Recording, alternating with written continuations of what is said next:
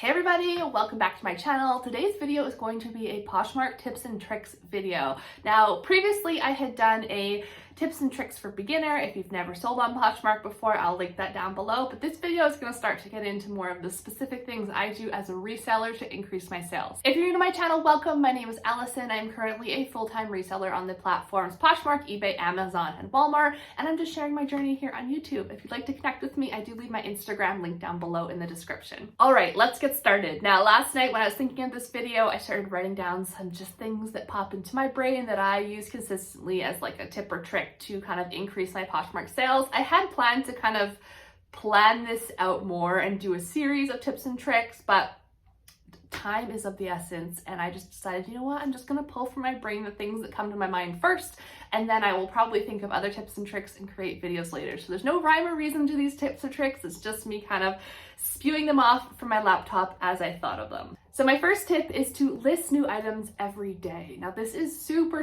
important and might seem completely overwhelming, and absolutely not something you have to do if you're not doing this like as a part-time or full-time kind of side hustle. If you're not too worried about it, you don't need to do it. But if you want to boost your sales and boost yourself in the algorithm, I would definitely consider listing something new every day. Even if it's just one new item, it definitely helps. It makes your items show up in the just in category, and you end up getting more traffic to your Poshmark closet. Now, this doesn't mean that I go out and source every day and then take pictures and list every day. I actually have somewhat of a workflow where when I do source or source online and stuff comes in the mail, I photograph it in batch. I photograph everything at once and I just have it on my phone. And then when I have spare moments here and there, I will bring the pictures over into Poshmark in draft format. I really highly recommend using the drafts. I know some people don't, they just like to post it right away, but I use drafts so that I always have something ready to go to post. I'm not one of those people who wants to do the whole process of sourcing, taking pictures, you know, finding all the item description, doing that and getting them all posted all at once. I like to have a workflow where I know that, say I was gonna spontaneously go away for a week, I already have all those photos in my phone and I know I can at least list a couple new things every single day. So for the most part, most of the year anyway, since I started reselling, I was listing between 6 and 10 new products a day, and that I really saw a ton of sales that way. This past month, I took a step back and just listed 3 new items a day. Still saw really good traffic, obviously not as much, but whatever you can do, try and get a few new up a day. Now, the other thing I do is relist every day. That means that I use the copy feature. When you edit a listing, say you already have a listing up on Poshmark, you hit the edit feature, scroll down to the bottom, you will see copy listing. I use that feature every single day with my oldest listings. So what I do is I actually sort my closet by just in, and that shows me what I most recently posted or listed at the top of my closet. I scroll all the way to the bottom and I start relisting those ones at the bottom. I believe it's 60 days. So every 60 days, you're able to relist an item and it will actually show up in the just in category, which is what we're aiming for. If you do it too frequently and you're under that 60-day mark, then it's not actually going to show up in the just in. So you want to make sure you're leaving 60 days. I have such a large closet, but that by the time I go to the bottom of my list, I'm definitely at 60 days, so I don't have to worry about that. But that is something to mention. And what I do is I select 10 of them every day. I hit the copy feature. I kind of double check over my description, my pricing. I might adjust it. I might adjust some photos, and then I just hit list, and then I go back and delete the old listing, because otherwise you'll have 2 listings up. And what that does is just shows it up as a brand new product, even though it's been sitting in your closet for however many months. Once you relist it, it shows up as a brand new listing. So I definitely recommend doing that every day if you can. Even if you can just do one, it's like you just listed a brand new product when you didn't really actually put any effort into it. And again, it just helps drive sales. I swear to you, the sun likes to come out when I'm filming. I'm not complaining. It's just when I first sat down, it was all cloudy out here and I didn't have to play around with this nonsense. So anyways, the next one I see on my list here is white out the background on the cover photo. The cover photo is the first photo that people see. So when they're scrolling through listings, you want to make that photo look the best possible. So definitely pick a photo of the entire piece of clothing or shoe or whatever it is that you're selling in the best angle with the best lighting as possible. But I highly recommend actually whiting out the background. I'll put an example here. There are apps. I use Photo Room. I will link it down below. It's just an app on my iPhone, and it basically, I just put the picture in there and it whites out the background. I already take photos on a white background, but it's crazy the difference it makes with this like crisp, clear white background. It just makes the image pop, and it's more inviting to buyers.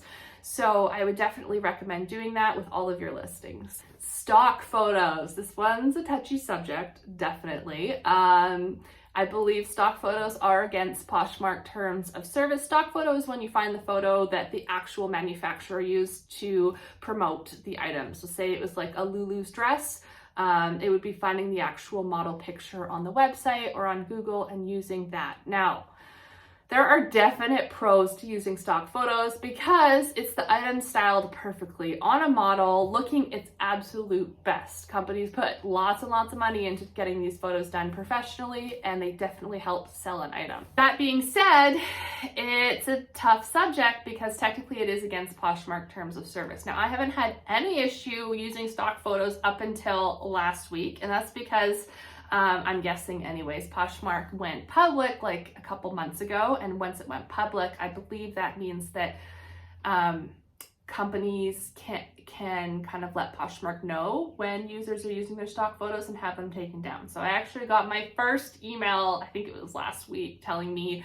that I had used a stock photo. The company was Gymshark. Not all companies go after the people that are using their photos, but clearly Gymshark does.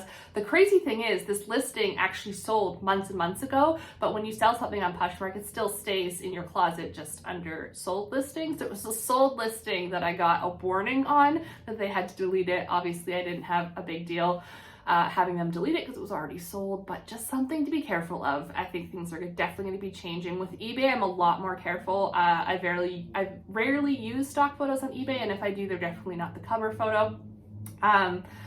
So yeah, it's tough with Poshmark because when you're scrolling on Poshmark, a lot of people use stock photos, especially for Lululemon items. I sell so many of them, and it's just nice to see it on an actual human being. So I don't know. I don't want to give any advice on stock photos because I personally do still use stock photos, but I feel like that's going to come to an end soon. So if you can model it on yourself, I definitely think that's the way to go. I don't do that.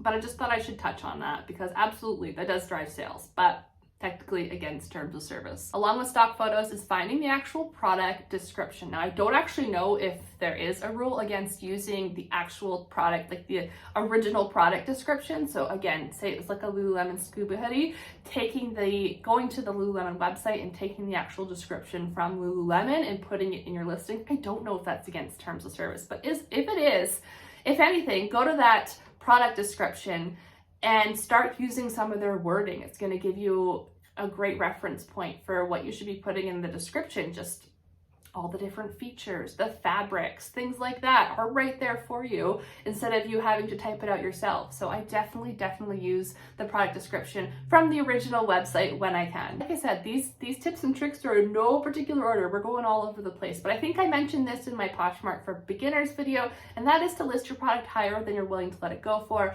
because Poshmark is a social app. People love to get a deal. People want to send offers and negotiate, and it's just way better when your price is set like, I don't know, 20% higher than you're willing to let it go for, because then you're not feeling like you're losing out on money when you're giving someone a deal and they still feel like they're getting a deal. So that's just my recommendation. That's what works for me. As far as what to source for, I feel like that's something you kind of learn with trial and error as you go out and buy things and list things and sell things. You can kind of see what things are selling faster, what things are selling for higher price points, what things are just sitting in your closet and not moving. But definitely take note of these things as you're going along. Kind of, I don't know, every month or so, I go back and take a look and really try and narrow down what I'm sourcing for into what's selling the best and for the highest prices.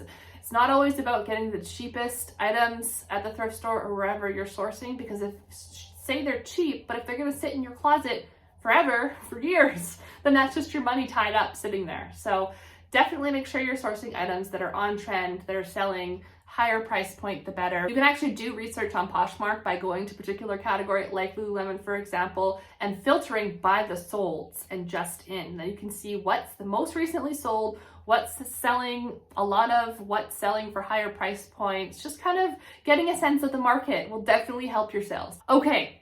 Offers. Now this is something that I just briefly touched on in my Poshmark for beginners, where you can send offers to likers as kind of a whole, and I mentioned that I actually don't use that feature. There's a couple reasons why I don't typically use that feature. One is that you have to include a shipping discount, and that's not a big deal on higher ticket item prices. You know, the first tier of shipping discount is $3 off. But if you're selling something for $20 and you have to give a shipping discount, that really eats into your profit. So I don't like using the offer likers feature because you have to include a shipping discount. Also, you can't bundle something together. What if that person liked multiple items in your closet and you're sending them multiple offers? And if you could just bundle it together, they'd be more likely to actually buy the item. The other thing is that once you send offers to likers, you can't send another offer unless it's, I don't remember, 10 or 20% lower than the first offer. And I can't keep track of all these different offers. Like, it just seems like a lot of work to me. I'm sure some people use it and they love it. But for me personally, what I like doing is for every single person who likes an item, I actually go and add it to a bundle for them. So I'll try and put up a screenshot or something of what I'm talking about. But every single day, and I do this on every single person who likes items. So it does take some time, absolutely, but it does drive sales. I go to that person's closet, I switch to sell view, then I can see everything they've liked in my closet. Sometimes it's just one item, and then I will add it to a bundle, and I can send them an offer without a shipping discount on, even on just that one item, which, again, game changer for those lower priced items. However, I like being able to see all the things that they like, because maybe they liked something a month ago, and then they like something else of mine today, and they're not realizing it's from the same closet. I can bundle them together and send them an even better offer, because the more items people buy, the better offers I can give them. So I pretty much solely use the bundle feature when sending offers. The only thing when I don't use it, and I've only just started recently doing this the past month or so, is closet clear out. So closet clear out happens, I swear, like every 3 days or so. It's when Poshmark, when you send offers to likers, not when you send offers to likers, when you price drop your item. So publicly price drop your item, Poshmark will send everybody who liked that item your discount, and then they will discount the shipping. So it's not coming out of your earnings.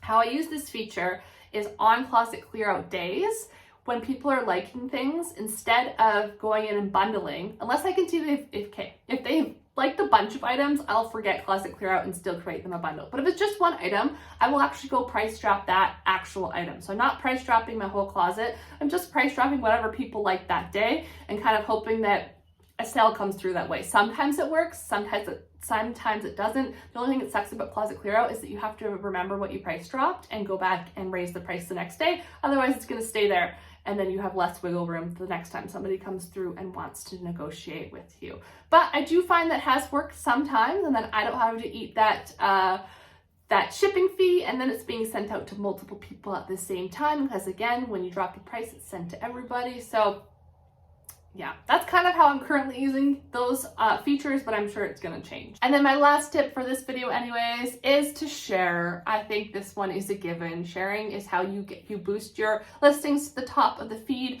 where people are shopping. If you don't share, your listing's gonna be at the bottom, and it's gonna take someone a very, very long time to scroll down and find it if they ever do. So sharing as much as you can, as often as you can, is definitely the #1 way to boost sales. So I think that's it for all my tips and tricks today. I do have a lot more, and I'm sure I'm gonna think of a lot more, so you will see a video to come in the future with more tips and tricks. But I hope you guys enjoy it. If you have any questions, if you have any tips and tricks for me, definitely let me know on Instagram, and thank you so much for watching. Bye!